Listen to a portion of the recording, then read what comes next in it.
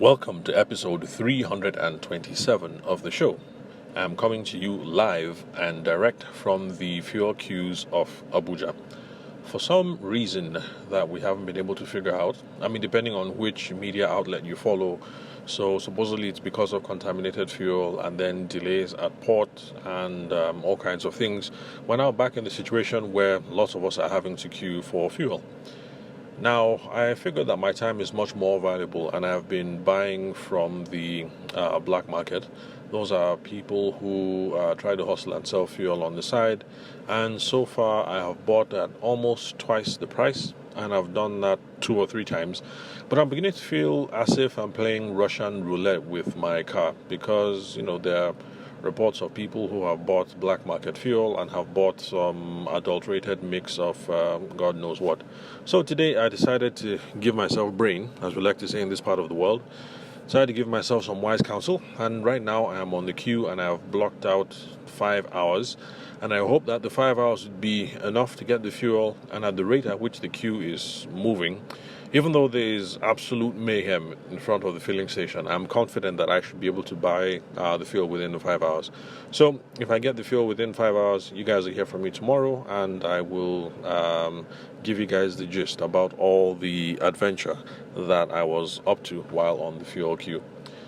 Anyway, for those of you who've been listening, watching, and following for a very long time, you remember that this is actually how I started my career, should you say, career in podcasting. Okay, well, back then it wasn't a podcast. It used to be the Facebook videos. So for those of you who've been with me from day one, beyond the 3 years that we've been on this podcast ride, that's following me from my Facebook videos, you remember that the first time I ever shot a video was back when my oldest was a little baby. I think then he was a couple of months old, and we must have been in the Good Luck Jonathan era, I think. And I happened to be on a fuel queue, and so I figured, what the heck, let me just whip up my phone and then make a video. So whenever I have to make recordings like this, chilling on the fuel queue, whipping up my phone, it brings back lots of fond memories, if I can put it that way. Anyway, this should be a challenge to those of us who are getting older, at least old enough to run for office soon. I can't remember what the constitutional limits are. But I'm assuming that if the not too young to rule thing got passed, then maybe we should be looking at 40, 45. We don't have to be as old as 60. So let's get ready. Let's start sharpening our... Well, I was going to say sharpen our swords, but I guess that kind of language doesn't bode well for countries like Nigeria where we've had electoral violence. But bottom line is we need to start getting ready, especially those of us who have some expertise in trying to solve problems in the corporate space.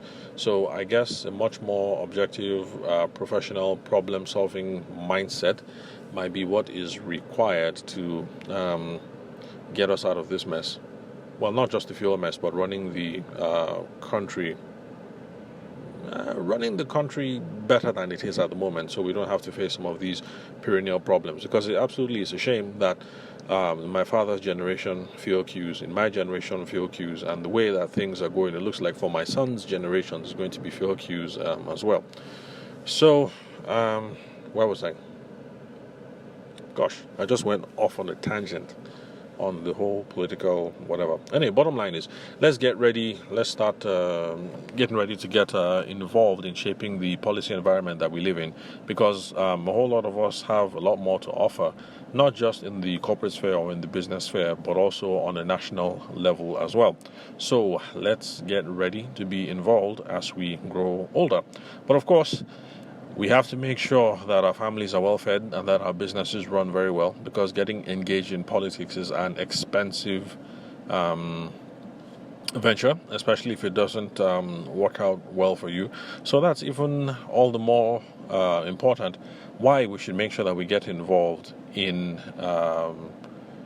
sales and selling, so that we can have a nice, healthy bank account to bankroll our political ambitions in the future. Well, anyway, I didn't come up here to talk about politics in the morning, and I guess you can see why I shy away from these topics, because once you get going on rants like this, it's hard to stop. So anyway, let's get back to what we have been talking about this last couple of days. And we've been looking at reasons why selling is scary and some reasons why people choose not to sell. or not to engage with directly trying to sell. Now, sometimes selling is hard because we're looking at the whole elephant instead of trying to tackle it one bite at a time. I'm sure some of you listening to the podcast are used to the proverb. Is it an East African proverb?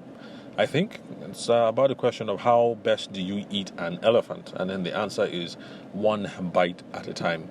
So if you were to look at the whole elephant, it's going to be really, really, really daunting. Looking at hundreds, I think the elephants weigh up to a ton. I think a ton would be 1,000. Anyway, so it will be really, really daunting looking at hundreds and thousands of kilograms of meat. I'm wondering, how am I going to finish this all?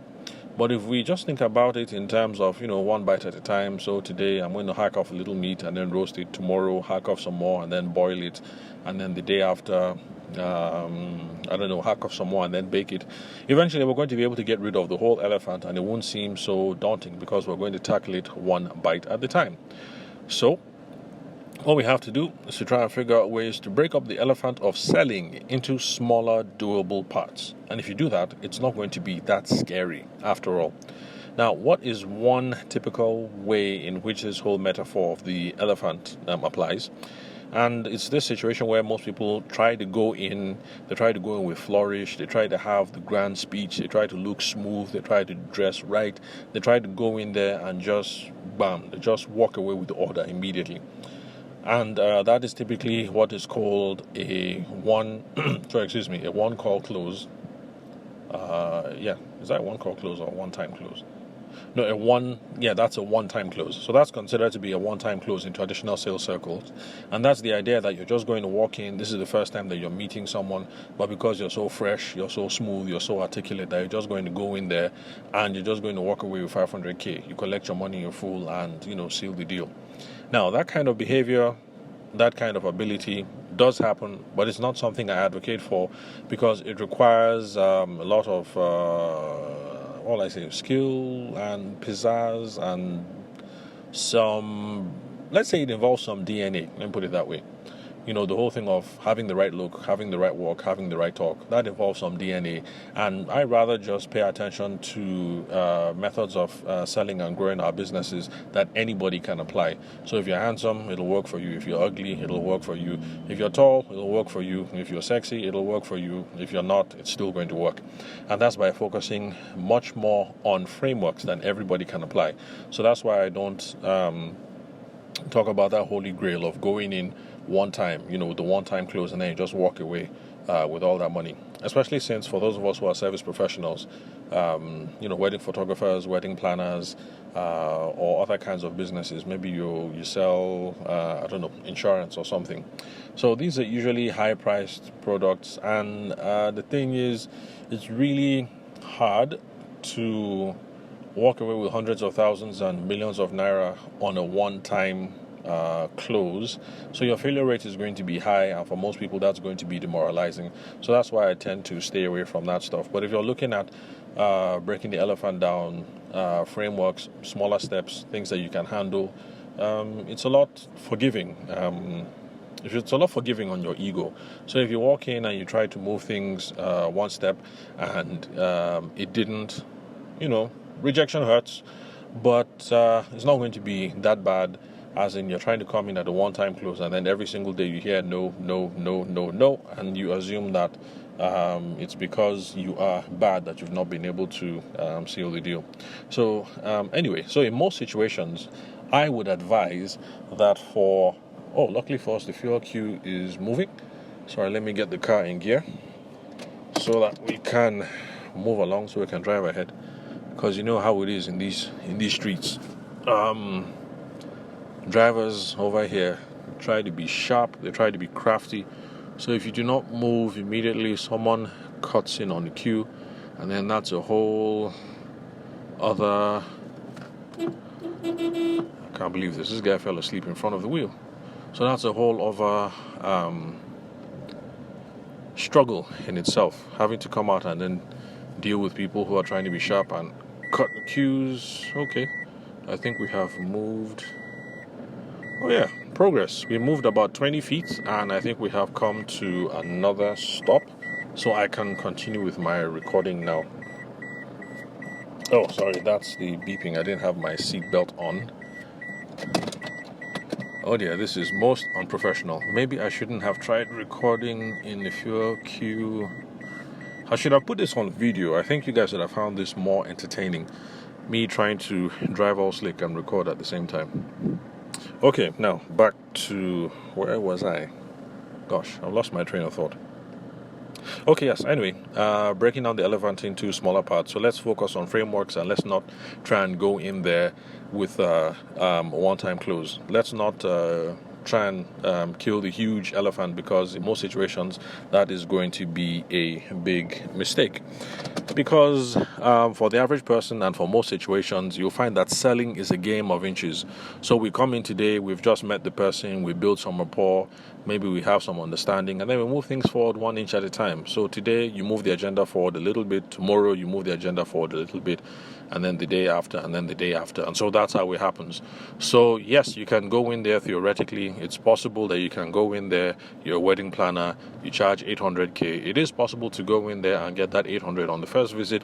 But you'll find that for most people and for most situations is that you'll meet you at the bridal show today, and then you hook up with them again next week, and then maybe 2 or 3 other meetings, and then you get your 800k deposit.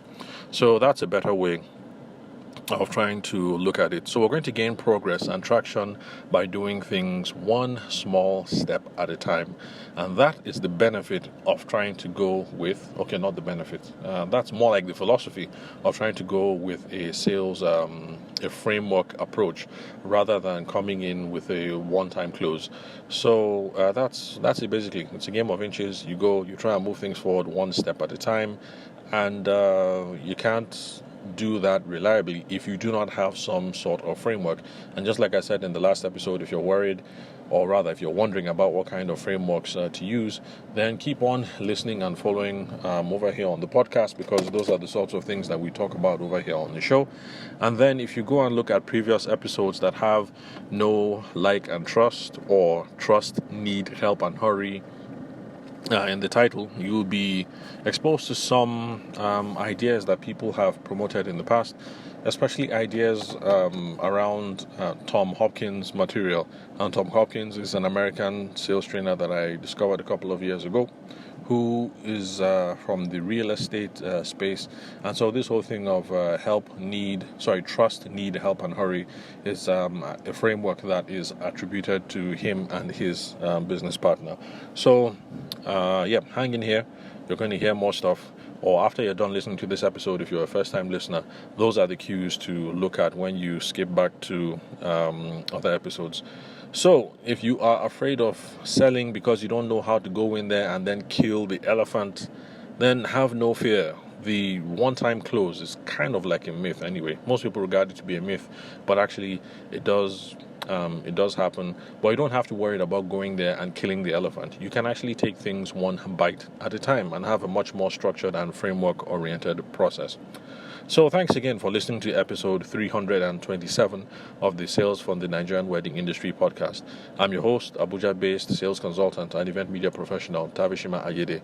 Thanks for your time and attention. If you have found anything useful here on the show and it's your first time listening, remember to subscribe so that you get all this juicy goodness. The next time you whip out your phone and the episode drops, you get a ping, you get a notification, and you get a download. And then also share with your friends, family, and associates so that they know, especially if you're Nigerian, that there are other things to listen to in the business and the personal development space. We don't always have to listen to gossip and just podcasts all the time, or listen to political podcasts that get you angry because you have to queue for 5 hours trying to buy fuel. And then, like I've been saying this past couple of episodes, especially now that we're in the period of Lent, also let your enemies and your competitors know about this podcast as well, because if you're going to be an ethical and a charitable Christian, you want to make sure that everybody thrives and grows, including your enemies as well. So don't just share with your friends, share and recommend to your enemies as well. So thank you very much for listening. I'll catch you guys at the next recording.